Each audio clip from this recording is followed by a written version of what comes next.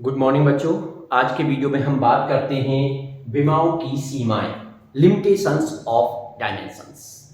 यानी विमाओं की क्या सीमा है, ऐसी क्या चीजें हैं या आप डीमेरिट्स कह सकते हो इसको, कि विमाओं की वजह से हम ऐसी कौन कौन सी चीजें थी जिनको हम कैलकुलेट नहीं कर सकते थे।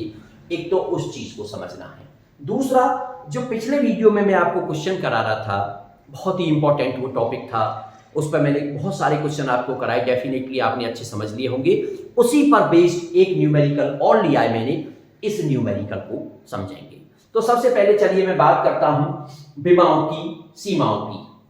विमाओं की सीमाएं देखिए, 3-4 पॉइंट बस आप इसमें समझ सकते हो, 3-4 पॉइंट बता सकते हैं। सबसे पहला पॉइंट, विमाओं से जब आपने फॉर्मूला ड्राइव किया तो क्या करते थे हम एम, एल और टी की पावर मानते थे। एम की पावर ए, एल की पावर बी, टी की पावर सी, और उसके अलावा और कुछ नहीं देते थे। इसका मतलब ये हुआ, वहां पर सॉल्व करके जो ए बी सी की वैल्यू आती थी वो 3 वैल्यू आती थी, बस 3 से ज्यादा वैल्यू नहीं आती थी।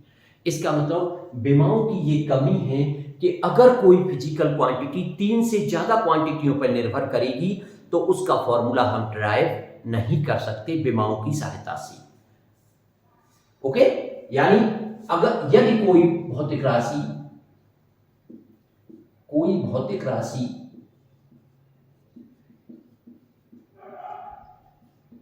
3 से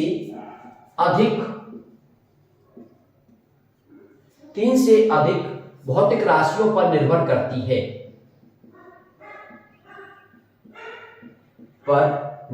करती है तो विमीय विधि से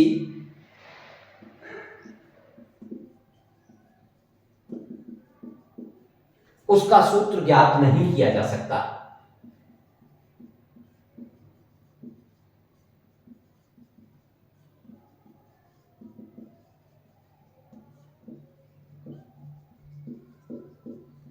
यह आपको ध्यान रखना है।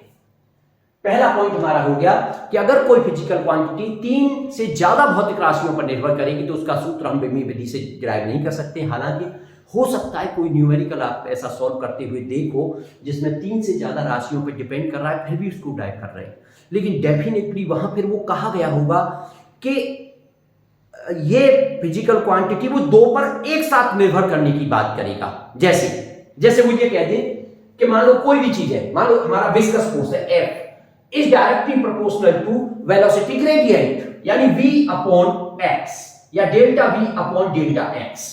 तो अब उसने एक बार में कह दिया ये, तो हम तो इसको एक मान रहे हैं ना, लेकिन अगर आप इसको 2 मानो अलग अलग तो फिर कह सकते हो कि भाई 3 से ज्यादा पे वाला फॉर्मूला भी ड्राइव हो जाएगा। तो अगर कभी 4 फिजिकल क्वांटिटियों वाली बात आएगी तो उसको एक बार में ऐसे करके 2 को समेटना पड़ेगा, ठीक है ना। तो ऐसा आप एग्जांपल देख सकते हो, ऐसा मिल सकता है आपको कि जब 3 से ज्यादा पर डिपेंड करने वाली भी भौतिक राशि का हमारा सूत्र स्थापित होकर आ रहा होगा, लेकिन उसमें इसको एक बार में कहा जा रहा होगा, तो इस पूरे की पावर ए मानी गई होगी फिर वहां पर। ओके, इसके अलावा वैसे हम उसको सॉल्व नहीं कर सकते। दूसरी बात, हम जो फॉर्मूले ड्राइव करते थे, जैसे हमने फॉर्मूला ड्राइव किया T equal to 2 pi root में L अपॉन G, हमने फॉर्मूला ड्राइव किया F equal to mv square upon R, लेकिन ऐसा हम कोई फॉर्मूला ड्राइव नहीं कर सकते जिसमें एक से ज्यादा पदों पर निर्भर कर रहा है कोई। जैसे v बराबर u प्लस at, s बराबर ut plus half at square. तो अब इस पर कितने पद है? v डिपेंड कर रहा है इस पर और इस पर, यानी 2 पद आ गए, प्लस या माइनस करके आ गया बीच में। तो ऐसा कोई भी फॉर्मूला विमीय विधि से ड्राइव नहीं किया जा सकता जिसके एक साइड में एक से ज्यादा पद हो, प्लस करके चाहे माइनस करके। तो उस प्रकार के फॉर्मूले को केवल हम किसको ड्राइव कर सकते हैं? जो मल्टीप्लाई में हो, डिवाइड में हो, उनको सॉल्व किया जा सकता है। प्लस और माइनस करके अगर एक से ज्यादा पद आ रहे तो आप उसको विमीय विधि से सॉल्व नहीं कर सकते। तीसरा पॉइंट देखिए, आपने एक चीज देखी, हमने ये बताया था कि भाई e की पावर लॉग और ट्रिग्नोमेट्रिकल फंक्शन, चाहे वो साइन हो, कॉस हो, टेन हो, कॉट हो, कोई भी हो 6 में से। तो इस तरह के जो फॉर्मूले होते हैं, क्योंकि ये डायमेंशनलेस चीज है, इसका मतलब आप किसी भी ऐसे फॉर्मूले का डेरिवेशन नहीं कर सकते। जैसे ये आ जाए, मान लो ये होता है हमारा y equal to a sin omega t minus kx, ये फॉर्मूला है। इस तरह के फॉर्मूले को आप विमीय विधि से ड्राइव नहीं कर सकते हो। क्यों? क्योंकि ये डिपेंड कर रहा है ट्रिग्नोमेट्रिकल फंक्शन पर। तो ट्रिग्नोमेट्रिकल फंक्शन पे डिपेंड करे, लॉग पे डिपेंड करे, e की पावर पे डिपेंड करे, ऐसा कोई भी फॉर्मूला हम ड्राइव करके नहीं ला सकते।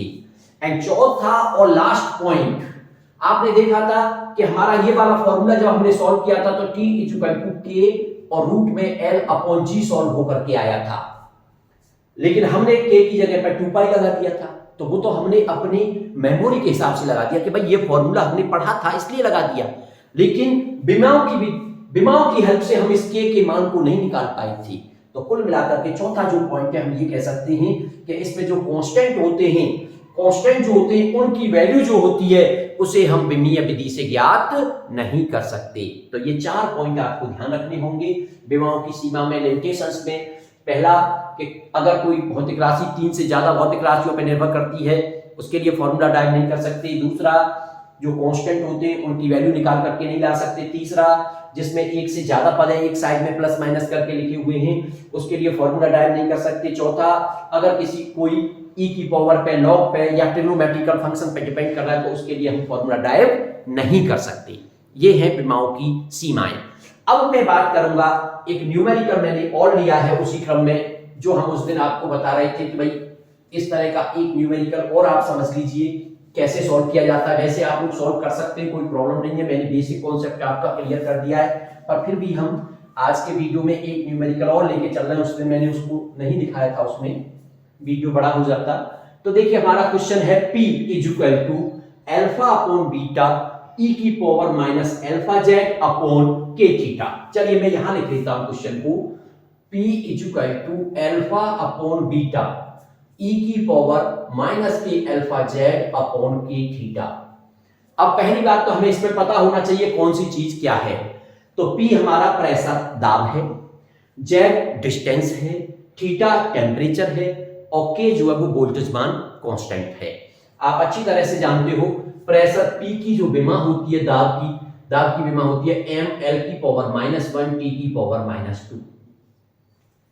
आप z डिस्टेंस है तो दूरी की विमा होती है l, थीटा टेम्परेचर है तो उसके लिए विमा को थीटा ही ले लेते हैं, कोई प्रॉब्लम नहीं है, k भी लिया जा सकता है। और k वोल्टेज मान कांस्टेंट है, और वोल्टेज मान कांस्टेंट की विमा वही होती थी जो विमा R की होती है, गैस नियतांक की होती है। और R की विमा कहां से निकालते हैं? PV equal to RT। तो R इक्वल टू हो जाता था PV अपॉन T, अब P प्रेशर यानी m L की पावर -1 T की पावर -2, V वॉल्यूम LQ और थीटा यह आ जाएगा m L स्क्वायर T की पावर -2 थीटा की पावर -1। तो कुल मिलाकर के k की विमा वही होती है, तो ये आ गई m L स्क्वायर T की पावर -2 थीटा की पावर -1। ये आपकी k की विमा निकल करके आ गई। तो हमारे पास देखिए विमाओं के यूज में ये तो बहुत इंपॉर्टेंट पॉइंट है कि जब तक आपको विमाएं नहीं पता होंगी, जब तक आपको विमाएं याद नहीं होंगी, आप कोई क्वेश्चन सॉल्व नहीं कर सकते। इसलिए विमाओं को निकालने की प्रैक्टिस करिए। चलिए अब आगे बढ़ते हैं। अब इस पर पूछा क्या है? अल्फा की विमा निकालनी है, बीटा की विमा निकालनी है, यानी ये हमारे नियतांक है और इन दोनों नियतांकों की विमा हम निकालना चाहते हैं। अल्फा की विमा ये निकालनी है एक तो हमें, और दूसरा हमें बीटा की विमा निकालनी है, बीटा की विमा को भी कैलकुलेट करना है। अब इसके लिए हम क्या जानते थे? कॉन्सेप्ट क्या था हमारा? पहला कॉन्सेप्ट हमने ये भी पढ़ा था कि भाई जो भौतिक राशियां आपस में प्लस हो रही हैं या बराबर में हैं उनकी विमाएं सेम होती हैं। उसके साथ साथ हमने कहा था e की पावर, लॉग, ट्रिग्नोमेट्रिकल फंक्शन, इनकी कोई विमा नहीं होती। यानी अब जैसे e की पावर में हमारा ये आ रहा है, इसका मतलब इस पूरे की कोई विमा नहीं होगी। तो आप लिख सकते हैं अल्फा जेड अपॉन के थीटा, कोई विमा नहीं होगी इसकी, और कोई विमा न होने को लिख सकते हो m की पावर 0, l की पावर 0, t की पावर 0। मुझे चाहिए किसकी विमा? इसमें से अल्फा की। तो अल्फा की विमा क्या हो जाएगी? अल्फा की विमा इक्वल टू के थीटा, तो ऊपर मल्टीप्लाई में चला जाएगा भाई m 0 L0 T0, इसको तो 1 कह सकते हो आप, और मल्टीप्लाई में आ गया K थीटा और K, अपॉन में चला गया Z। अब आप डायमेंशन लगा दो, इसको तो छोड़ दो, ये तो कुछ है ही नहीं, M0 L0 T0 theta, theta की डायमेंशन थीटा, K की अभी निकाली है, कितनी आई है ml स्क्वायर t की पावर -2 थीटा की पावर -1, अपॉन में z की होती है l। तो देखो l से एक l कट जाएगा, थीटा से थीटा हट गया, ये बचा ml t की पावर -2, ये विमा आ गई किसकी, अल्फा की। तो एक क्वेश्चन आपका सॉल्व होकर के आपके पास आ गया कि अल्फा की विमा ये होगी। ओके, तो ये ध्यान रखना है, e की पावर लॉग कोई भी ट्रिग्नोमेट्रिकल फंक्शन उसके साथ जो भी है वो डायमेंशनलेस होता है। नेक्स्ट बात करते हैं भाई, अब आप कहते हैं बराबर में लिखे होते हैं तो विमाएं सेम होती हैं, इसका मतलब ये इतना तो हो गया विमाहीन, ये तो है ही नहीं विमा, इसका मतलब ये आपस में बराबर में है। तो क्या लिख सकते हो आप लिख सकते हो आगे कि अल्फा अपॉन बीटा की विमा बराबर किसकी विमा, पी की विमा, यानी आप इसको P की विमा के बराबर लिख सकती हो।